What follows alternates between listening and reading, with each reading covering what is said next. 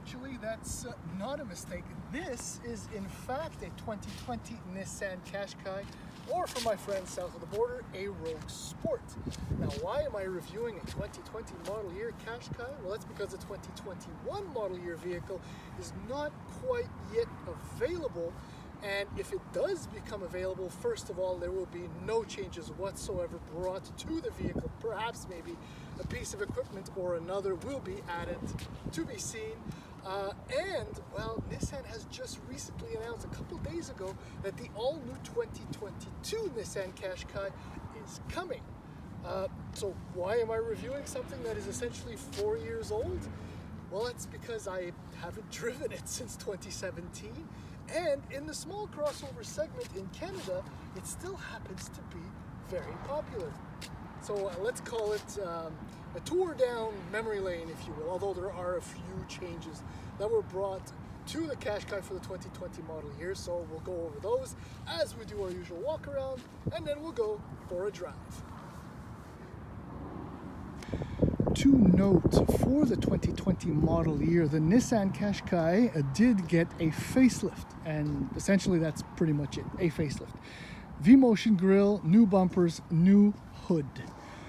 Otherwise, everything else about the Qashqai is a carryover going back to 2017, which happens to be the facelifted version of the second generation Qashqai, which was sold or is sold in other markets around the globe. Now, as I do my first lap around the 2020 Qashqai, a word on styling. It's very, very handsome. Now, Nissan is radically changing its styling cues and design language, as one manufacturer must, I guess, but still, the Qashqai with the Nissan's old design language ideas is still very handsome. Love the tail lights, love the profile of the small SUV. Look at the big fat front fenders over the wheel arches. I don't know, it's got a lot of character. Obviously, this is an SL, which includes the 19-inch wheels, which happen to look pretty damn good on it. And while if you're anywhere aware that this is actually an SL Platinum, you'll have noticed the fog lights and LED headlights. Now, the time to speak about pricing. Now, for my friends in the US, the Rogue Sport is $23,430 to start. And the first step, the SL all-wheel drive CVT, starts at $29,950. In Canada, the base price, hang on, $21,598. And why is that? Why is the S cheaper in Canada than the US? Well, that's because there's a 6-speed manual version of this. I have never seen one. Probably never will, but it doesn't matter. Now, the SL all-wheel drive starts at $31,948. This Platinum, as I mentioned, is $34,098. The only difference between the SL and the SL Platinum, the difference is, I should say, it's Bose audio, memory seats, and the aforementioned LED headlights and fog lights, stuff you don't really need anyway. So right away, I think the SL is a better deal because you still get the leather and all the other good stuff. My opinion, though, the SV all-wheel drive at $28,898 is the best bargain. But right out of the box, even the base S front-wheel drive manual includes a 7-inch display, which is still what you get in this top-line Platinum. XM radio, Apple CarPlay, Android Auto, essentially everything you need in your small SUV in 2021. What else? Okay, so let's do the usual tour.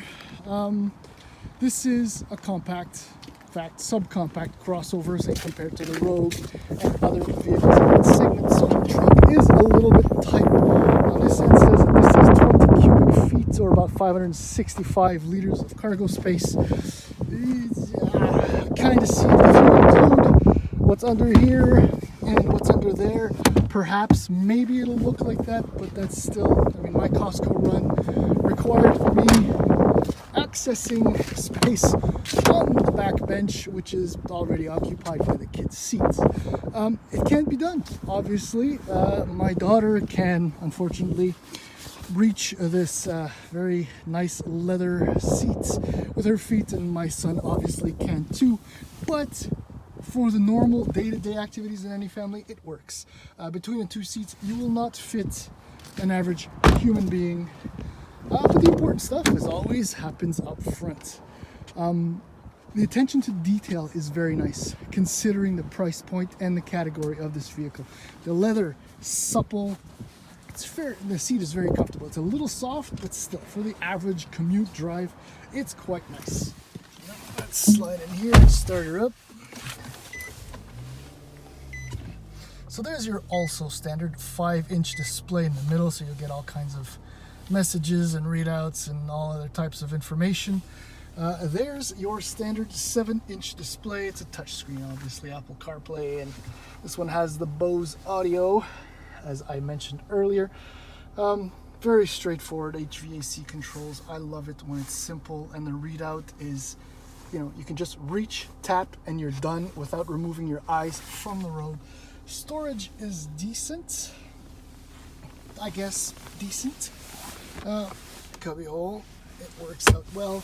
You can kind of see that the passenger seat is forward because of my son sitting behind there, but a smaller stature human adult can fit.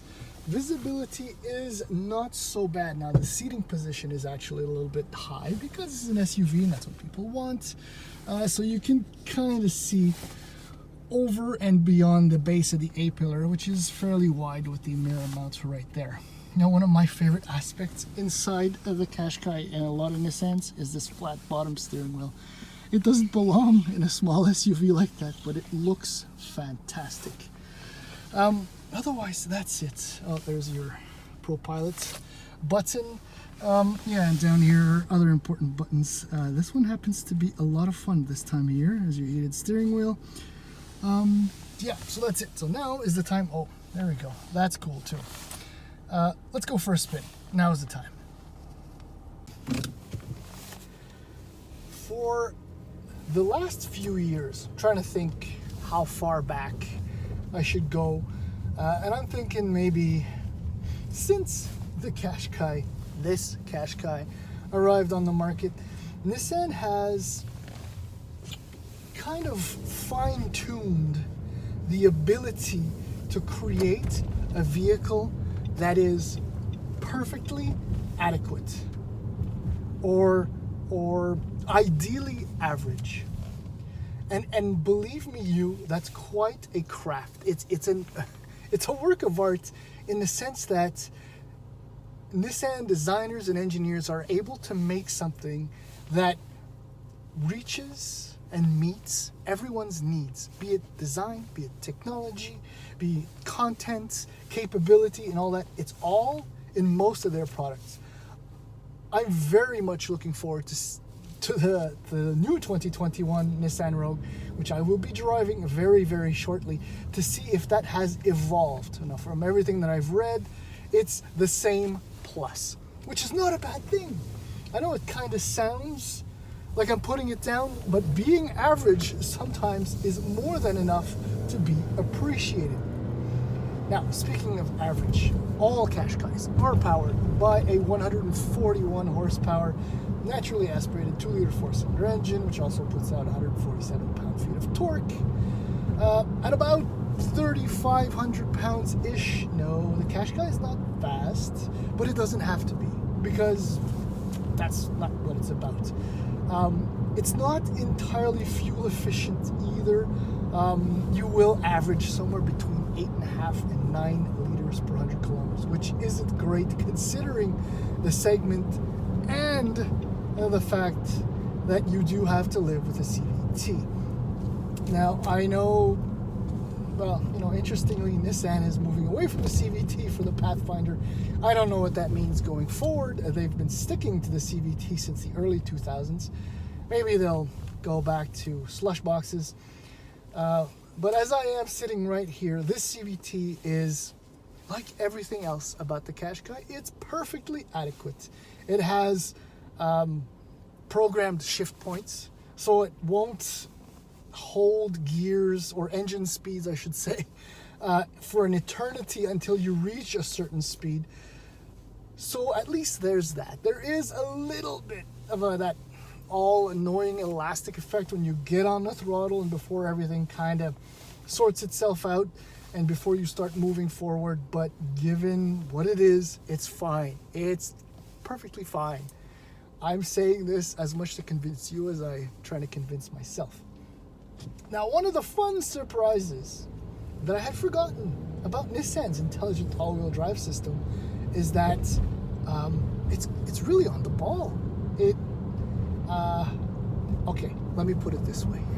We've had a lot of snow in the last few days. I mean, it's essentially all gone now.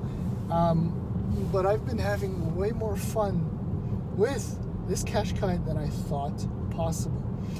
And I will go so far as to say that Nissan's intelligent all-wheel drive system is more responsive, more on the ball, quicker to react than Volkswagen's 4Motion system and a few other, let's call them, rear wheel assist all-wheel drive systems. The ride quality is actually better than decent. With the 19-inch wheels and the low-profile winter tires, or even with the summer tires, and my usual typical nasty roads right around where I live, I've not been shooken up more. In fact, one of the things that shakes me the most is at idle, the engine vibrates quite a bit. I can feel it in the steering wheel, in the, well, not the chassis, but the tub of the car where I'm sitting in right now. Which I haven't noticed that in a long time in a number of vehicles. Which I suppose brings me to a conclusion. There are other vehicles in this category, and when you start considering, nearly 30 grand for an SV all-wheel drive, offerings like the new Mazda CX-30, how can I say, blow this away as far as refinement is concerned, as far as a driving enjoyment is concerned. And there are a few other small SUVs that merit your attention. But having said that, I'm happy to have reconnected with the 2020 Nissan Qashqai before it goes away altogether, because it's still a very interesting and compelling offer in the small SUV segment. There are others, but definitely this one. And if you stick to below $30,000, you still get the equipment, decent driving experience, not so great fuel economy, but everything else is pretty good.